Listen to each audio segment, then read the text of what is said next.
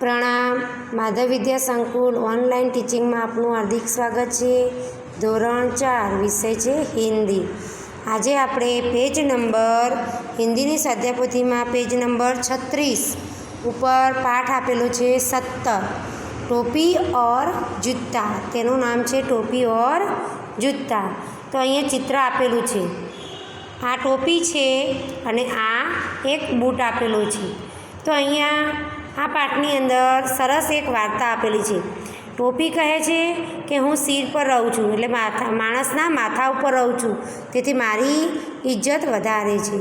પછી જે જૂતું છે એટલે કે બૂટ અહીંયા, તો એ કહે છે કે ના, મારી ઇજ્જત વધારે છે, કારણ કે હું માણસને કાંકરા કાચ અને કાદવ કીચડથી પણ તેના પગને સુરક્ષિત રાખું છું, તેથી મારી ઇજ્જત વધારે છે. ત્યારે ટોપી કહે છે આપણે બંને મનુષ્ય એટલે કે માણસની સેવા કરીએ છીએ, એટલે આપણા બંનેનું સમાન સરખું જ છે. તો આપણે આ પાઠમાં એટલું ધ્યાન આપીએ અને જોઈએ કે શું કહે છે અહીંયા ટોપી અને જૂતા. તો સરસ એક વાર્તા આપેલી છે.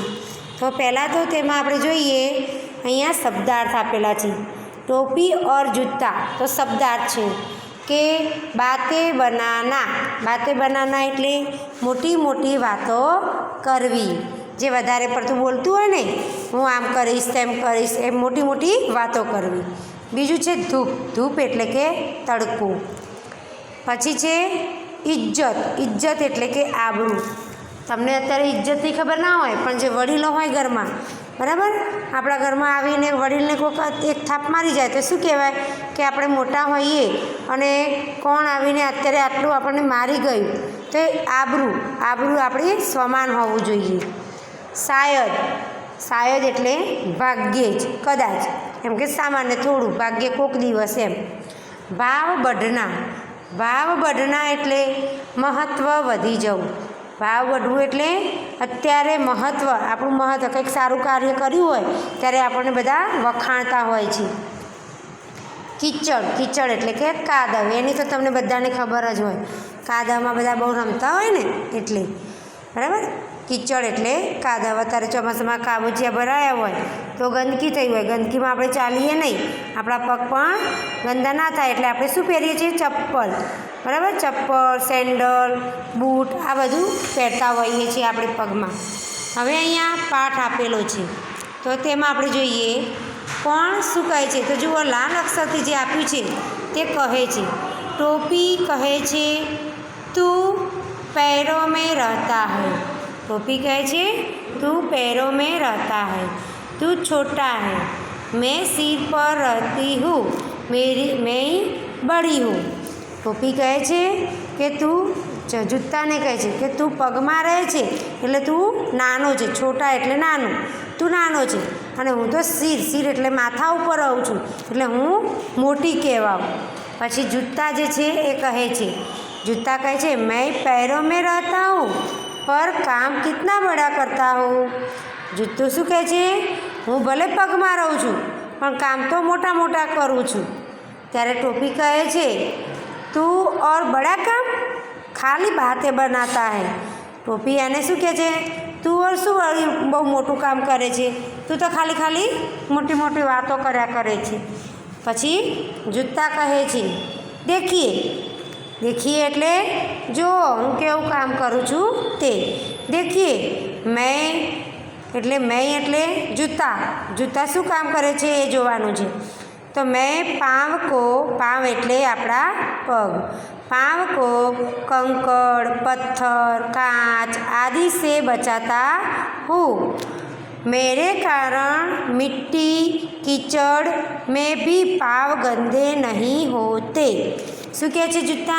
હું મોટી વાતો નથી કરતો, પણ હું બધાને એમ કે ઘણું મોટું કામ કરું છું. પગમાં તમારે જો ચપ્પલ ના હોય તો કંકડ એટલે કાંકરા, પથ્થર, કાચ આ બધું આપણને વાગે. પછી મિટ્ટી અને કીચડ, માટીવાળા આપણા પગ થાય, કીચડ ખાબોચિયા ભરાયા હોય તો આપણા પગ કેવા ગંદા થાય. તો આ બધાના કારણે આપણા પગ ગંદા ના થાય, તેથી તે બધાને બચાવે છે અને પગ આપણા ગંદાતા થતા નથી.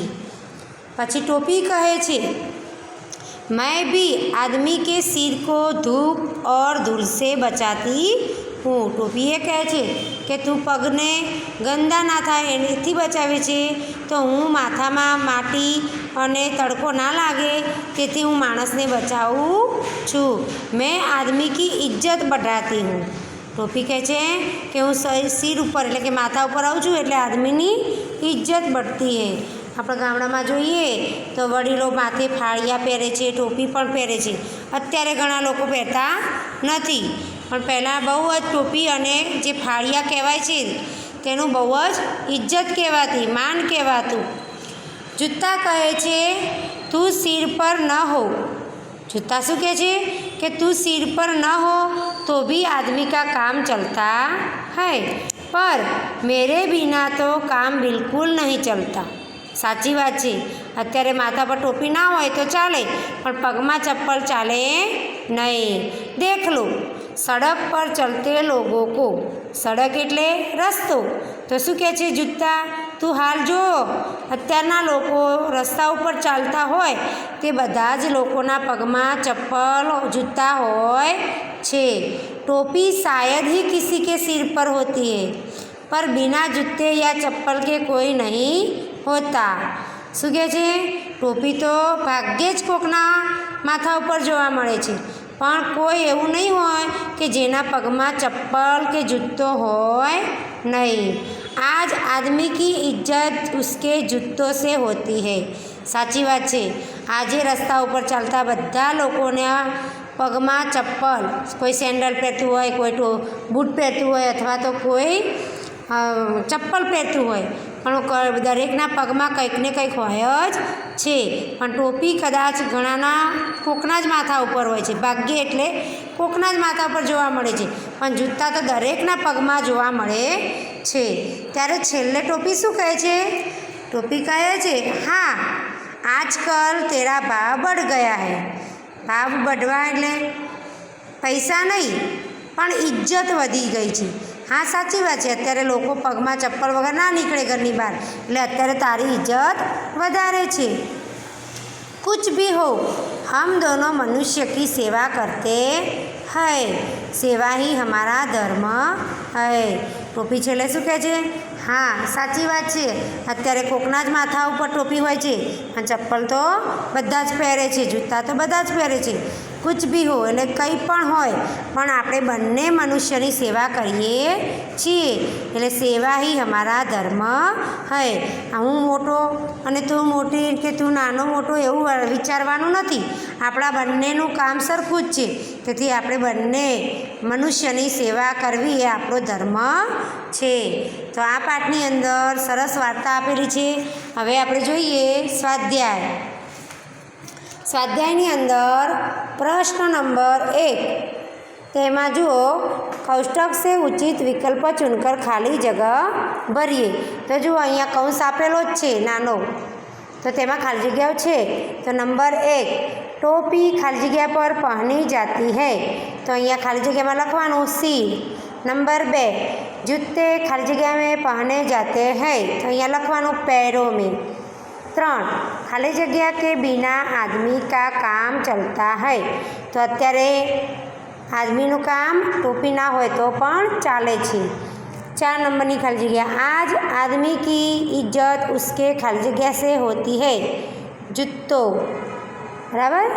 5 टोपी और जूते खाली जगह की सेवा करते हैं, તો ટોપી અને જૂતા બંને મનુષ્યની સેવા કરે છે. તો ખાલી જગ્યામાં તમારે લખવાની આ રીતે ખાલી જગ્યા. હવે છે પ્રશ્ન નંબર 2, તેમાં આપણે જોઈએ નિમ્નલિખિત વાક્યો કોણ બોલતા હૈ તે લખીએ. તો અહીંયા વાક્યો જે છે એ કોણ બોલે છે આપણે અહીંયા આપેલું જ છે કે કોણ બોલે છે. બરાબર. ટોપી કે જૂતા, તો આપણે જે બોલતું હોય એનું નામ અહીંયા લખવાનું છે. તો નંબર 1 ખાલી બાતે બનાતા હૈ, તો આ વાક્ય કોણ બોલે છે, તો આ ખાલી જગ્યામાં લખવાનું ટોપી. દેખ લો સડક પર ચલતે લોગો કો, તો અહીંયા લખવાનું જૂતા. સેવા ही हमारा धर्म है, તો આ વાક્ય ટોપી બોલે છે. તો આ રીતે તમારે તમારી સ્વાધ્યાયપોથીમાં લખવાનું છે। હવે છે પ્રશ્ન 3, તો તેમાં પ્રશ્નો કે ઉત્તર લીખીએ। पहलो नंबर प्रश्न में टोपी खुद को बड़ी क्यों मानती है? तो जवाब, टोपी सिर पर रहती है इसलिए वो खुद को बड़ी मानती है। नंबर 2, टोपी जूते को छोटा क्यों बताती है? तो जवाब, जूते पैरों में पहने जाते हैं इसलिए टोपी जूते को छोटा बताती है। 3, जूता पाँव की रक्षा किस तरह करता है? એટલે કે ગુજરાતી બોલું છું કે જૂતા પગની રક્ષા કેવી રીતે કરે છે? તો જવાબ જુઓ, जूता पाँव को कंकड़, पत्थर, कांच आदि से बचाता है और मिट्टी कीचड़ से पाँव को गंदे होने से बचाता है। नंबर 4, टोपी किनसे सिर की रक्षा करती है? એટલે કે ટોપી माथानी रक्षा केवी रीते करे छे? तो जवाब, टोपी धूप और धूल से सिर की रक्षा करती है। तो दरेक विद्यार्थीए आ स्वाध्यायपोथीनी अंदर सारा अक्षरथी लखवानुं अने पछी हिंदीनी नोटमां पाठ 17 नुं हेडिंग आपी टोपी और जूता, पछी पाठनी वार्ता लखी शब्दार्थ अने स्वाध्याय हिंदीनी नोटमां सारा अक्षरथी लखवुं। प्रणाम।